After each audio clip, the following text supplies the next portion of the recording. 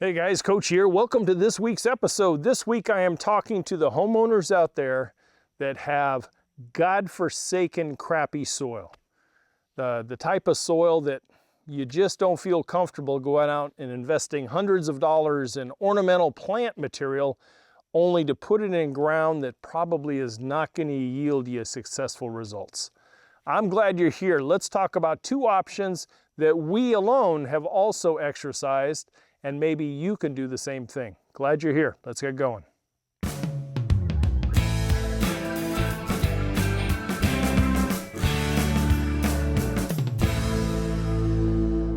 Hey, welcome back. Hey, this week we're covering crappy soils and the two options that we have used and I have used for decades regarding soils that just will not yield a good greenscape in someone's front or backyard.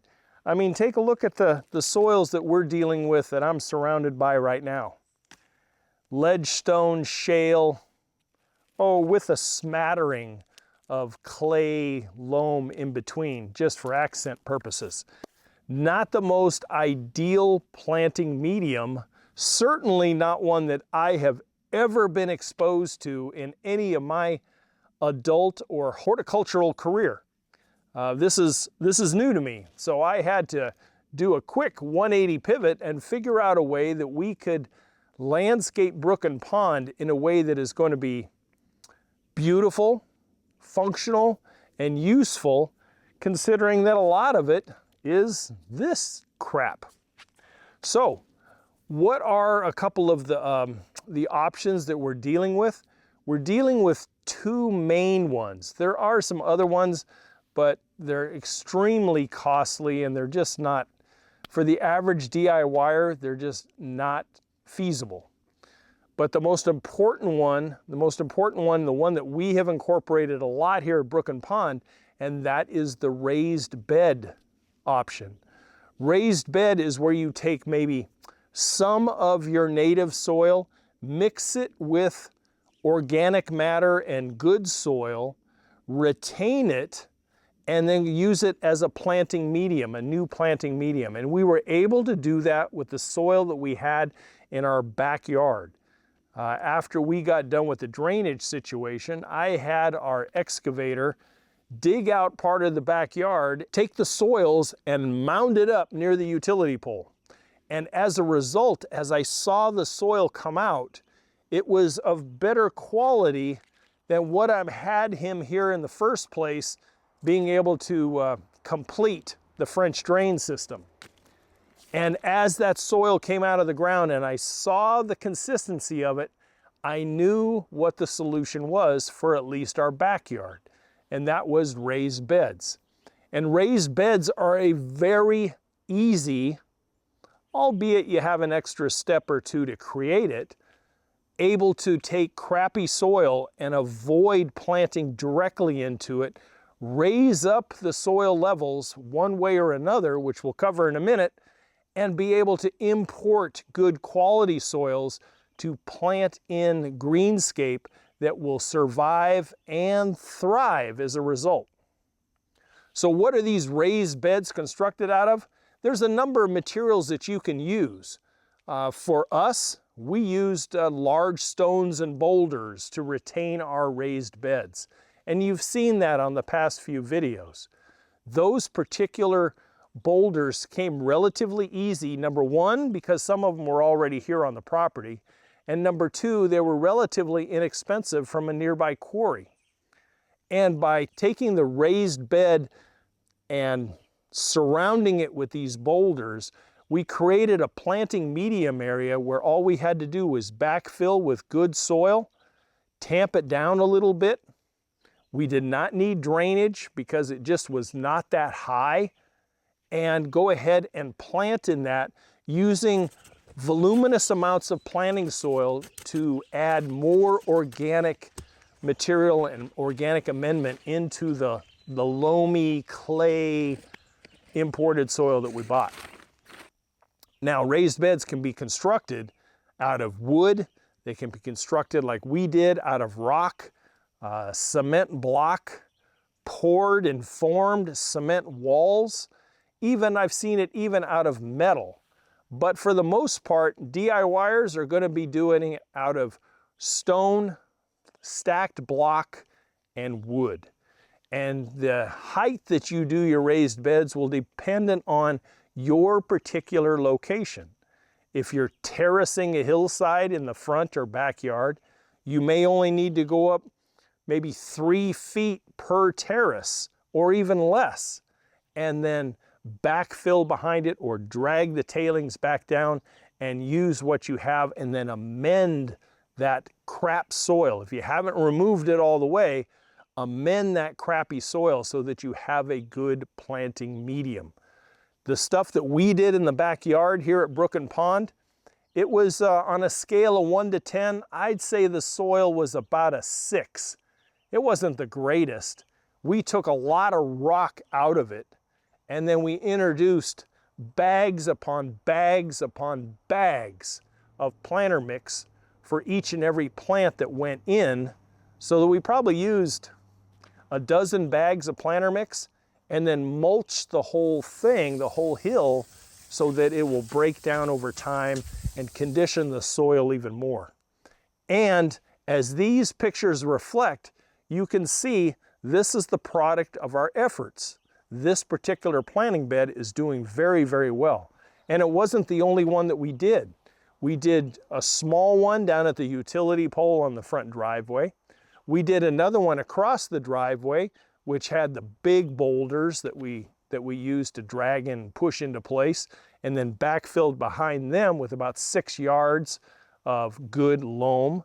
And then we did the hillside bed, where we used all the leftover boulders that we had and brought in about 10.5 cubic yards of soil and did the hillside. And as a result, we took soil that was good for native trees and weeds and perennials around here. That's about all that grows in it. We were able to create a nice ornamental landscape that's coming along very, very well, in my humble opinion. So raised beds is one of the best options when it comes to really crappy soil, whether it be rocky, rock and clay, caliche soil, whatever you might have, super heavy duty compacted soil that you cannot break up unless you brought in a D8 cat with a 3-foot ripper, and that's generally not what DIYers do. So consider the raised bed option. So our second option when we're dealing with crappy soil and alternatives to such, and that is container planting. We don't even need to construct big wooden frames or big boulders that are heavy to move around. We can do container plantings like what you see in the backdrop here. This was scraped down by the excavator to almost ledgestone. All the usable soil was basically excavated and put up on the back hillside. And what we had left was enough firm bedrock that I could build up the back patio on and be able to use as an outdoor living area, as rustic as it is. But what we decided to do is do a little pivot away from using the native soil and go with something that I haven't done on any sort of a grand scale for quite some time. I did do some container gardens back in my landscape days, but they were usually always for very small landscapes. And I'm talking condos, very small backyards, very low maintenance backyards, like the one I did in Northern California many years ago, where it went from lawn to lawnless, and it had nothing but gravels and containers in the backyard. So containers, they bring on an element of creativity. They bring on an element of a little bit of artistic value because they can be various colors, various sizes, various arrangements. And then you can kind of get creative as far as what your groupings of plants might be. In the case such as what we have back here, it's really kind of a rinse and repeat, but a mass planting of little quick-fire hydrangeas, velvet moon hostas, and dark side of the moon astilbe. This particular side of our house is kind of an east, slightly southeast exposure. So by the time at the height of summer, we're kind of getting into shade right around the 1 o'clock hour as far as ground level. And that's perfect for these types of plant material. They get plenty of sun in the morning to do their color, their flower formation, their growth pattern, but it's not the hot, hot sun of the afternoon, which we have had several, a lot more this year than we did last year. And these guys will like it because it will do everything they need, and then they can kind of in the shade the rest of the afternoon. So you're probably talking about 6 to 7 hours of morning sun and then shade the rest of the day. And containers, with their ease of success, because these particular guys and the other ones I'm going to show you, they have beautiful sterile potting soil that was used, complete with fertilizer, nice loose mix in there, and made for acid-loving plants. And as a result, their success rate is rated, for me, way up above 9 out of 10. And next year, I cannot wait. Once they're super established, they winter over, and then next year when I place them back here, they're gonna double, if not triple, and I'm really looking forward to that. So what about the color value? Colors of hydrangea, these quick-fire ones, they start out white, then they turn a dark pink, almost red. Dark side of the moon astilbe, the dark foliage is its main attraction, then has good tall pink spikes. And then the variegation foliage of the velvet moon hosta. I thought it was a nice arrangement, and I think it's going to do very well. So what could possibly be the downside of container planting? Well, number one would be, how big an area are you wanting to do this in? Could you possibly do it as far as raised beds and containers? Absolutely. Our back patio here is a combination. 14 feet away is the raised bed, ringed by boulders that we did with the native soil and planting mixes. And then next to the house, we have, I think, tastefully arranged container plantings. And in between, we have a nice gravel patio that we can sit out and enjoy. So absolutely, can you use both? Yes, you can. So the downside is everything is up to you, because now all the watering is 100% on you, unless Mother Nature opens up the heavens and gives you a good drink, and your containers are out in the open where they can get the drink. And the feeding and food is basically all up to you. Where Mother Nature's soil oftentimes can produce a lot of the nutrients and food that the plants need just because that's what's in the dirt, if that dirt or soil is actually plantable. Well, I like the raised bed idea because I like getting out and being in control with what the plants want on a regular schedule so that I can optimize their performance every single growing season. If you are an extremely busy person, maybe you're a busy professional or a business owner, maybe you're a busy parent that has 5 little ones and 4 dogs, and time is really precious, I strongly urge you to automate a drip system that will take care of the watering for you. And if you really want to go to the nines, you can even put in a fertigation connection where it'll actually get fed as well. Take care of that problem right there. Your local landscape contractor should be able to do that for you, or you can watch other channels that'll show you how to do it. But it's up to you. So if you're a brown thumber that wants to do something like this, sharpen your pencil, folks, because you can't let it go dry and you can't let them go foodless forever. The potting mix that's in this, it has some slow release fertilizers in it. They say it's supposed to go for 9 months. I highly doubt that. I would say 4 months at best. and I'll probably be giving them some food probably before the end of this month, just to get them through the rest of the growing season. But remember, put yourself notes, reminders, a punch list or whatever. Generally containerized material, at a minimum, will want some food 4 times a year. Raised beds, depending on the type of soil material that you're using, will want to have food probably 3 times a year, maybe 2, depending on how deep it is. Now, a little note about raised beds again. If you happen to have a shallow raised bed, maybe it's less than 2 feet.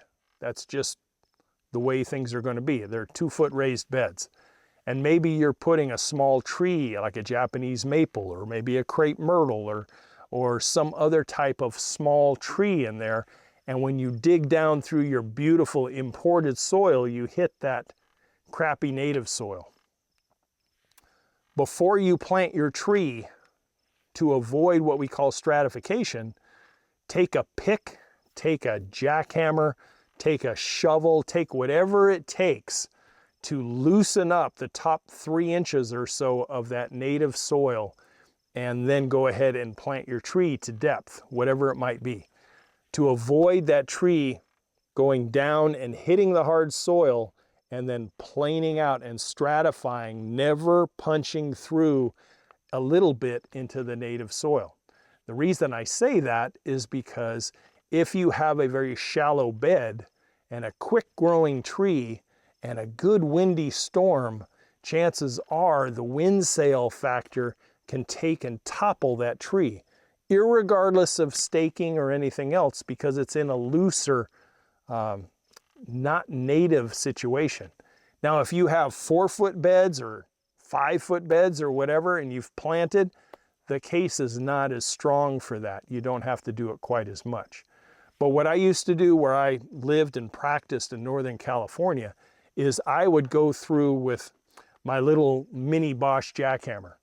And where I knew the trees were going to be located, before I even imported the soil in, I would go through and jackhammer that area where I knew the tree was going to be located and kind of break it up as much as I could.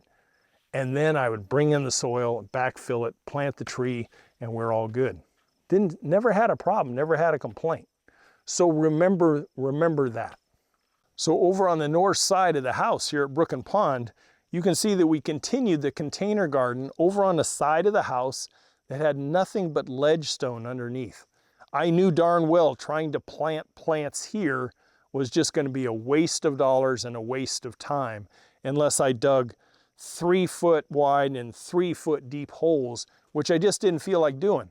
And I couldn't get the plants up that close to the house anyway because of the foundation insulation that goes down 2 feet and out 2 feet away from the wall. So in this case, using the 9 bark as color accents and ivory halo dogwoods in between, with a couple of little garden whimsy in there, I think it turned out pretty darn good. And it's only going to get better next season. But they're a great option for being able to be garden successful in a situation that might render you pounding your head against a wall if you were trying to plant in the native soil. So, a suggestion: raised beds, container gardens, and you can enjoy beautiful, beautiful plant material and get really creative with which pots, which plants, and area that you make into groupings. These particular pots, they're nothing fancy. I didn't want anything fancy if it became 25, 30 below this winter. They're $7.99 pots. And the little square ones that you saw before were $5.99. So if for some reason something happened to them, it's not going to be the end of the world. Will we have to move them in the winter? The ones that we showed you over on the other side, probably, because that is the snow load area off the roof. So we're probably going to move them over to the raised bed, and then I will plow the area where the patio is. So think about it. Raised beds, container gardening, a great solution for soils that just will not cooperate with you whatsoever. And it's also a good choice if you want or need to go lawnless. No lawn at all. You can do vegetable gardens, you can do perennial gardens, you can do ornamental gardens, whatever you want, because you're the captain of your own ship. And you're not relegated to using the native soil. And in some cases, they'll even perform better for you. So let's wrap this episode up, shall we? So we've talked about raised beds. We've talked about the materials that you could use: wood, cement block, concrete pour, logs, metal even. You could even use metal. But whatever you decide to do, make sure it's within your scope and skill set to make it turn out right. If you need any help as far as which direction to go, you can always reach out to me, youryardcoach@gmail.com. If you do me a favor, give me a thumbs up, and I hope you got some value out of this, and I hope I've earned a subscription from you. If you need some help offline, you can always visit our website, youryardcoach.com. There you'll find a great ebook, a digital course, online consultations, and designing, and also some great checklists. I sure do appreciate your time as always, and as always, to your landscape success. I'll see you guys next week.